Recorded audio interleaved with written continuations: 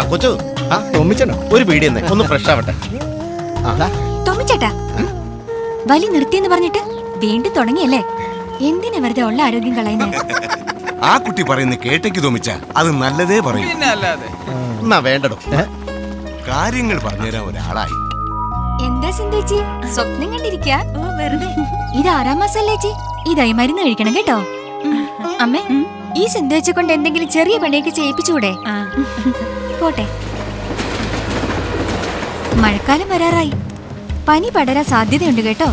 ക്ഷീണമോ സന്ധ്യവേദനയോ എന്തെങ്കിലും തോന്നിയാ മടിക്കാതെ ഡോക്ടറെ ചെന്ന് കാണണം.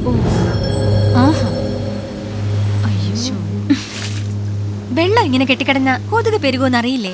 ഞാനിത് സ്ഥിരം പറയും നമ്മളെ. അതെ ചേട്ടന്മാരെ, നിങ്ങൾ ആണുങ്ങൾക്ക് ചെയ്യാവുന്ന കാര്യമുള്ളൂ ഇതൊക്കെ. സൂക്ഷിച്ചാൽ ദുഃഖിക്കണ്ട കേട്ടോ. ഇനി ഒരു മാസം കഴിഞ്ഞ് മതി അടുത്ത മരുന്ന്. ഞാൻ വന്ന് ഓർമ്മിപ്പിച്ചോളാം. ആ പെൺകുട്ടി ആരാണെന്നല്ലേ?